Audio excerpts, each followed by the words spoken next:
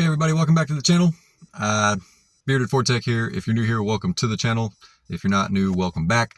So my oldest son told me that he wants to build a car, and he found an old classic car lot right down the road and asked me to take him there. So I did, and he found a couple that he likes. There's a couple old Ford F100 trucks. There's some old Camaros, like old, and then there's a couple C10s. And then there's one that I really liked, and I'm about to show you a picture of it and go over the specs, and it's actually not in bad condition at all. Still trying to get a hold of the owner, but here's the pictures, and we're going to get into it, and we're going to talk about this car, and let me know what you guys think.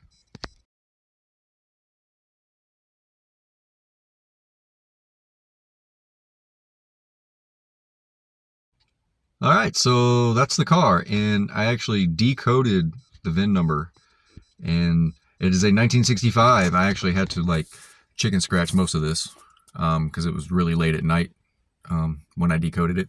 But it's the body style is a 63A, which is a two-door hardtop. Let me get my notes here.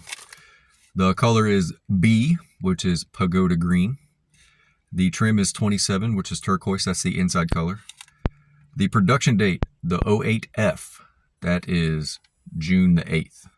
F stands for June, the 08 stands for the day, June the 8th. The DSO, which is the domestic special order or the district code where they sell it, or where it was going to, was Philadelphia, and that code was 23.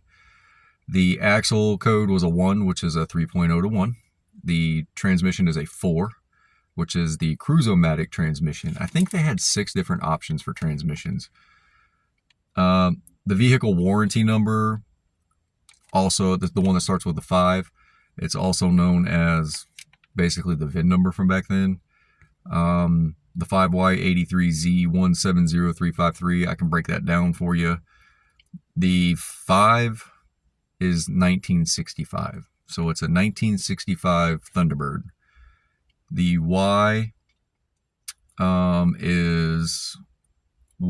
was built in Wixom, Michigan.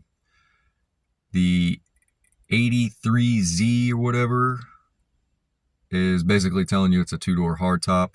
And then the 170353 is the sequence number. So it's 170,353. They only made like 300-something thousand of these, 353,000 of them or something, I do believe. But I'm still trying to get a hold of the owner. I did knock on the door of the home that was behind the car lot. That gentleman does not own those cars, does not own that building. He did give me the contact information for the gentleman who does, and I've yet to get a phone call back or a text message or anything. But I'll keep trying, and hopefully I can get this car for a good price. Oh, the engine size. That's what it was. The Z. The engine size, Z. The 83 was the two-door hardtop. The Z is the engine size. It has the 240 V6 in it. Yeah, not the V8, but still. I'm still going to try to get a hold of this guy, see if maybe he'll let it go for cheap or whatever. And I'll end up building that one, and then we'll get another one. If my son doesn't want that one, we'll get one of the ones that he wants to build and build him a vehicle. And that's really cool to me that he wants to build a vehicle instead of going out and buying one, which, to be honest with you, is probably the best bet with all the recalls that all the manufacturers have going on. Plus, he could ride around in a classic car and say that I built this, or I had help with my dad building this. And that's really cool that he takes interest in wanting to do that and ride around and say in something that he can say that he built and that he had enjoyed building, and maybe he'll keep it for a long time. So I'm just really interested about that Thunderbird. I'm interested in the cars that he wants to get to. He's got a whole list of them. And I told him I just have to get a hold of the gentleman, or if the gentleman gets a hold of me, I can talk to him about it. I can't promise anything.